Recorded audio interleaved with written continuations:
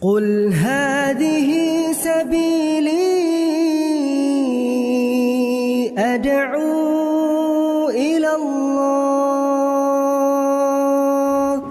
Assalamualaikum warahmatullahi wabarakatuh. Alhamdulillah, kita ketemu lagi di channel Pemberantas Kemaksiatan Kaum Muslimin. Dan seperti biasa, sebelum kita masuk ke pembahasan, kami ingatkan untuk kaum muslimin yang belum subscribe ke channel ini, silahkan subscribe untuk mendapatkan notifikasi ketika ada video-video yang terbaru yang kita upload di channel ini.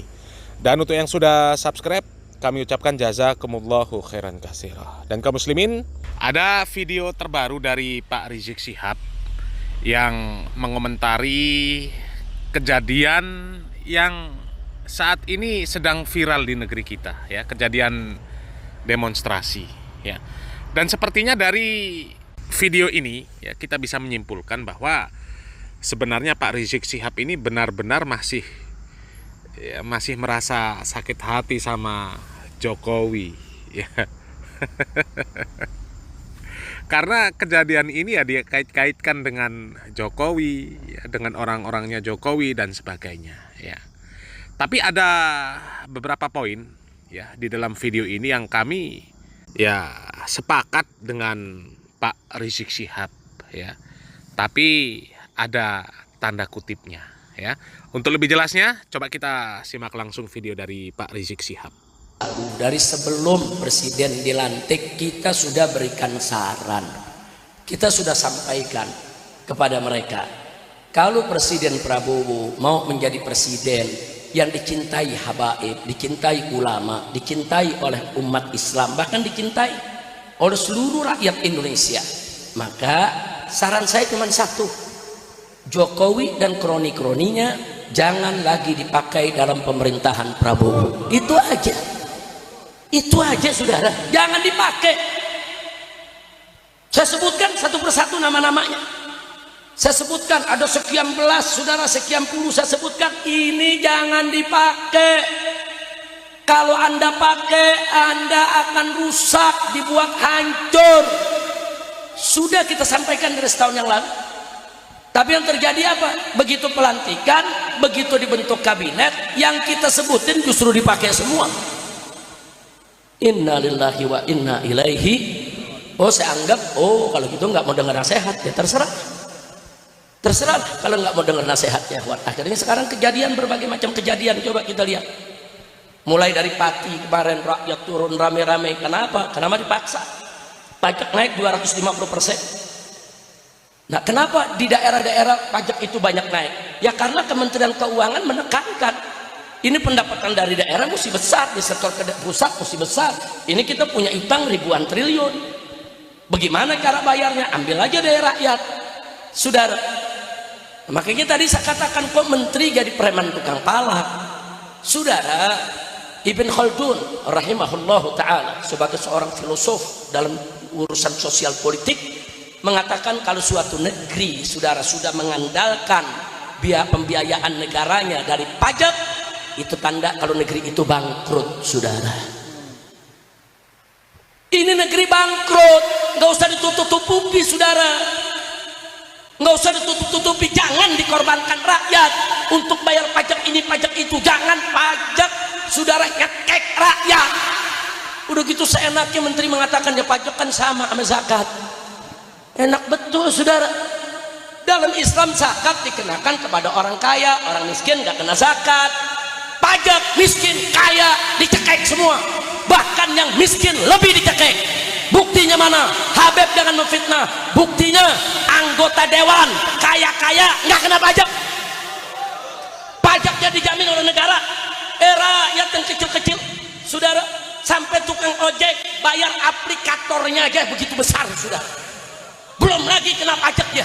Ini mesti diatur. Pajak itu nyekek rakyat, saudara, buat ngempanin pejabat. Jadi jangan disamakan pajak dengan zakat. Kira-kira jelas tidak?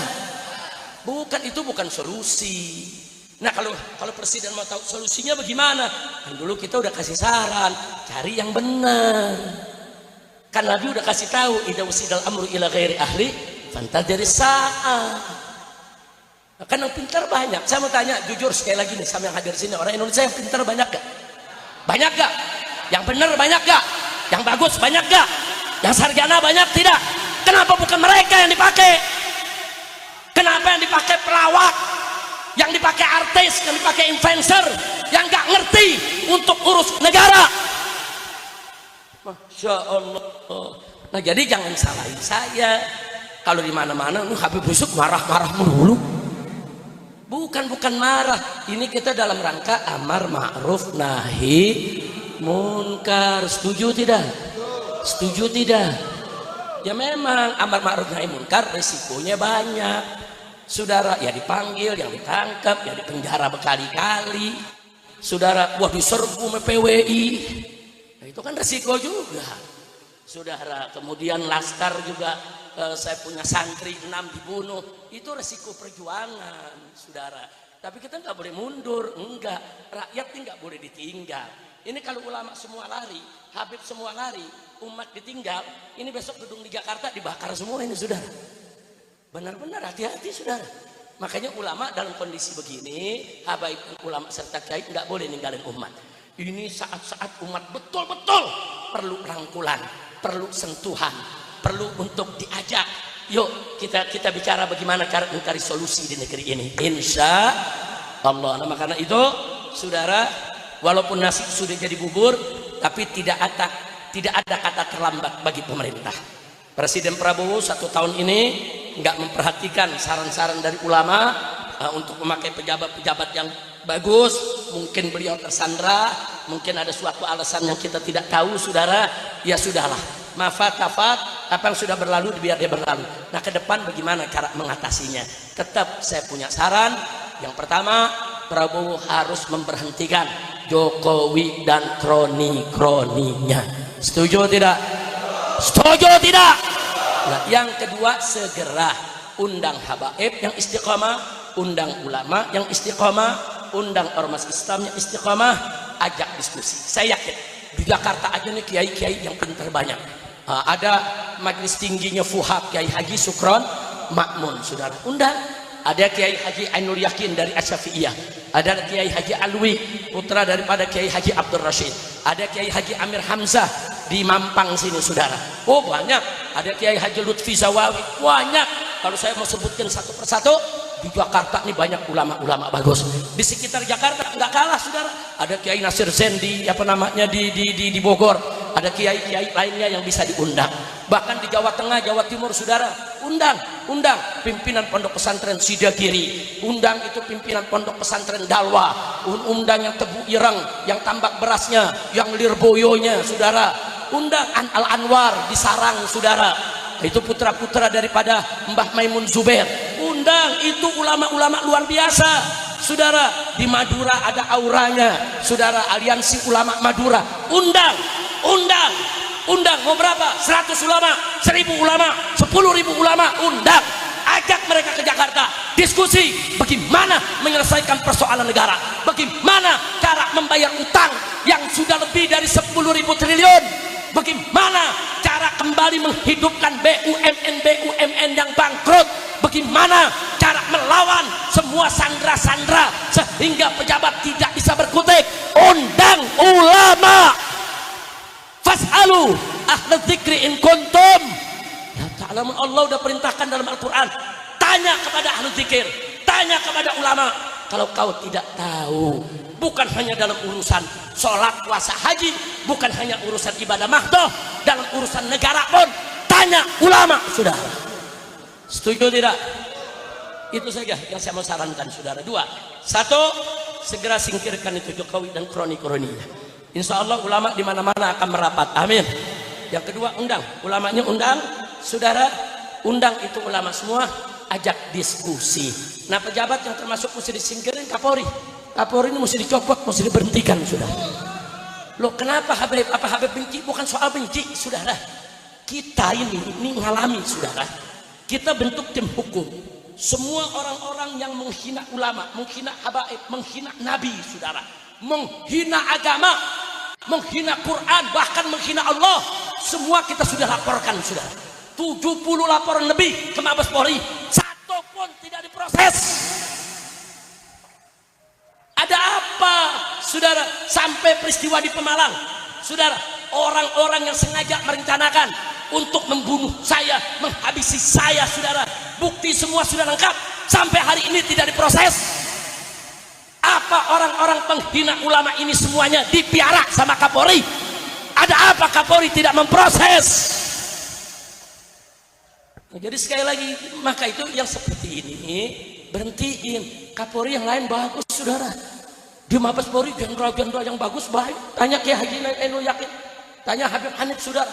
Banyak orang-orang top, bintang 2, bintang 3, saudara, banyak. Saudara, jangan diangkat yang model begini, apalagi yang terlibat KM50, jangan diangkat. Betul, takbir.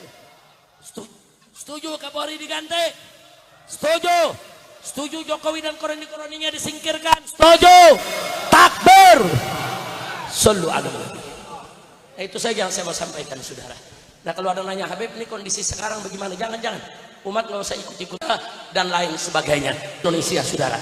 Dan jangan bergerak melakukan apapun sebelum ada komando dari ulama. Tapi kalau komando dari ulama sudah datang, keadaan sudah betul-betul darurat, negara ini sudah bisa tidak bisa diatasi lagi oleh siapapun kecuali oleh umat. Maka itu saya mau tanya, kalau dikomandokan oleh ulama, siap turun, siap bela agama, siap bela negara. Ya, kaum muslimin ya, masih sangat jelas ya, Pak Rizik Syihab ini menyimpan sakit hati kepada Jokowi dan juga orang-orangnya Jokowi ya. Tapi kami tidak sepakat dengan solusi-solusi yang diberikan oleh Pak Rizik Syihab yang seperti itu, yang sudah kita simak videonya ya. Solusi untuk memperbaiki kondisi negeri kita ini ya tidak lain tidak bukan ya dengan banyak istighfar ya, banyak meninggalkan maksiat, kita kembali kepada aturan Allah Subhanahu wa taala. Itu solusinya. Kalau sekedar mengganti orang-orangnya Jokowi dengan orang-orang yang baru, kalau sistemnya masih seperti ini ya percuma. Ya, percuma. Ya, adanya artis-artis, pelawak-pelawak jadi anggota dewan, jadi pemimpin, duduk di pemerintahan, ya itu karena masyarakatnya mau milih mereka. Ya, dan lagi-lagi ya karena sistem yang ada. Itu. Ya. Ya, kami yang sepakat dengan Pak Rizik Syihab itu ya masalah pajak tadi ya. Masalah pajak itu ya memang statement dari Sri Mulyani ya sangat ngawur ya, pajak sama dengan zakat itu sangat ngawur ya. Dan kami setuju dengan statement dari Pak Rizik Syihab yang mengatakan bahwa kalau sudah menanggungkan urusan negara, kebutuhan negara ini dengan pajak, itu tanda negara yang sedang kolaps, ya itu kami setuju ya, memang seperti itu. Tapi kan kolapsnya kita ini bukan karena negara kita miskin, negara kita ini punya semuanya, udara, darat, laut ya, semua punya kekayaan ya. Tapi karena ya sistem pemerintahan, kemudian orang-orang yang duduk di pemerintahan yang seperti itu ya cuma untuk bancaan mereka saja ya. Dan saran yang diberikan oleh Pak Rizik Syihab terhadap Pak Prabowo itu juga bagus sebenarnya ya, untuk mengundang ulama, dimintai pendapat, kemudian ya minta nasihat kepada para ulama, itu benar. Cuma ulamanya juga ulama-ulama yang benar, jangan sampai ulama-ulama yang hobinya cuma teriak-teriak NKRI harga mati ya. Yang harga mati itu bukan NKRI, yang harga mati itu Islam ya. Islam itu harga mati. NKRI bisa saja suatu saat berubah, Islam nggak akan berubah ya. NKRI bisa saja suatu saat hilang, Islam nggak boleh hilang. Jadi Islam yang harusnya harga mati, jangan NKRI yang harga mati ya. Jangan diundang orang-orang yang dia lebih memilih aturan-aturan yang dibuat oleh manusia daripada aturan-aturan yang dibuat oleh Allah Subhanahu wa taala ya. Jangan dipilih ulama-ulama yang ketika ada wacana ya hukum Islam diterapkan mereka menolak, katanya NKRI harga mati ya. Seolah-olah hukum Islam ini nggak baik untuk NKRI, padahal seandainya hukum Islam ini diterapkan, NKRI itu justru lebih baik ya, lebih baik. Islam itu rahmatan lil alamin ya, bukan lil muslim ya. Jadi kalau seandainya syariat Islam ini diterapkan, yang mendapatkan kemaslahatan ini semua Seluruh alam mendapatkan kemaslahatan. Ya, bukan cuma orang Islam saja yang mendapatkan kemaslahatan. Islam rahmatan lil alamin. Ya. Jadi kalau ada ulama-ulama, orang yang disebut ulama, kemudian dia menolak ketika ada wacana, oh Islam ini diterapkan, mereka menolak, lebih memilih hukum yang dibuat oleh manusia. Ya ulama seperti itu ya nggak usah diundang, buat apa? Ya, itu justru yang nyerimpeti syariat Islam. Ya, syariat Islam mau diterapkan, nggak suka, nggak setuju. Ya, nanti katanya Indonesia seperti ini. Ya, justru sebenarnya kalau syariat Islam itu diterapkan, ya, justru akan mendapatkan rahmat seluruh alam ini. Itu loh, kebaikan untuk semuanya. Ya, tapi untuk merubahnya itu nggak bisa dengan ya hanya sekedar berkoar-koar, demo-demo seperti yang dilakukan oleh orang-orang yang menyerukan khilafah. Bukan.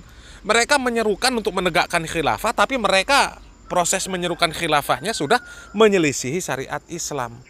Ya, demonstrasi, laki-laki perempuan diajak turun. Ya. Jadi caranya adalah dengan mengajak bersama-sama seluruh umat Islam untuk mengamalkan syariat Islam ini sesuai dengan tuntunan Al-Quran dan Sunnah. Ya. Kalau semuanya sudah menerapkan Al-Quran dan Sunnah di dalam kehidupan sehari-hari, maka mereka tidak akan mau lagi dihadapkan dengan sistem yang tidak berasal dari Allah Subhanahu wa Ta'ala dan Rasulnya. Ya, maka akan dengan sendirinya berubah tanpa harus ada demo, ada ya macam-macam lah, tanpa ada kerusuhan ya. Karena memang mereka semuanya sudah paham ternyata hukum dari Allah itu lebih baik. Ya, seperti itu. Ya. Jadi kalau yang disarankan oleh Rizik Syihab ya mengundang ulama, setuju, tapi dilihat ulamanya. Jangan sampai yang diundang itu ulama-ulama yang mereka menolak sistem pemerintahan Islam. Ya, mungkin itu saja. Ya, insya Allah kita lanjut di video berikutnya kalau memang perlu dibahas lagi ya. Semoga bermanfaat. Salam waras, salam akal sehat. Barakallahu fikum. Wassalamualaikum warahmatullahi wabarakatuh.